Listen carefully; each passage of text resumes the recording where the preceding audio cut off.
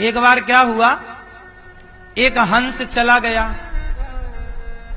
तो कौओं के झुंड में, कौओं ने झुंड में घेर लिया, हंस को घेर लिया। अब हंस से कहा, क्यों? कौओं ने कहा, कौआ लाखों और हंस एक। अब कौआ बोला कि हंस ये बताओ तुम गोरे क्यों हो? हंस बोला भैया अब जैसे भगवान ने बनाया है हम वैसे हैं। ये बताओ तुम खाते क्या हो? बोला मैं मोती चुगता हूं, मैं अच्छे जगह पर रहता हूं। हंस के साथ उसकी अर्धांगिनी भी थी, हंसनी। तो कौआ बोले कि ये हमारी पत्नी है। हंस बोला तुम्हारी कैसे हो जाएगी, ये तो हमारी है, देखो वो हमारे जैसे लग रही है। कौआ बोले नहीं, तुम्हारे जैसे लग ही नहीं रही है, वो तो हमारे जैसे कौई लग रही है, कौई है। हंस बोला नहीं नहीं ये हंस नहीं है। कौआ बोले नहीं। अब सारे कौआ कह रहे हैं कि ये हंसनी नहीं है। तो अब बताओ अकेले हंस की सुने कौन? तो उस सभा में कौन जीता और कौन हारा? कौआ जीत गए और हंस हार गया।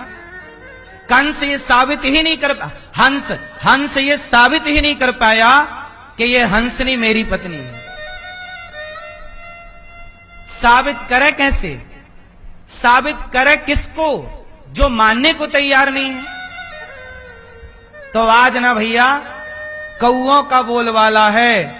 हंस को लगा भैया इस कौआ के बीच में चुप ही रहना ही समझदारी है, इसलिए आज के युग में तो भैया चुप रहना ही समझदारी है। कहां कौओं के बीच में बोलो। यदि कौओं के बीच में बोलते हो तो वो आपको ही गलत कह देते हैं। अब जैसे मैं कहता हूं कि गाय माता है और गाय का गौमूत्र पिया जाता है तो न्यूज वाले मेरा मजाक उड़ाते वहां बिठा के।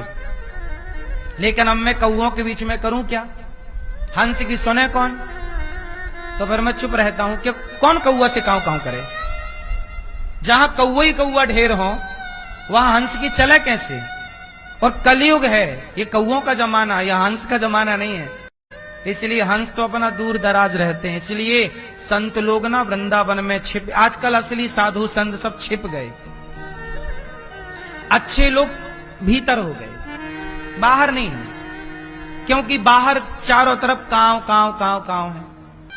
कलयुग है साहब, यहां आप सत्य को साबित भी नहीं कर सकते।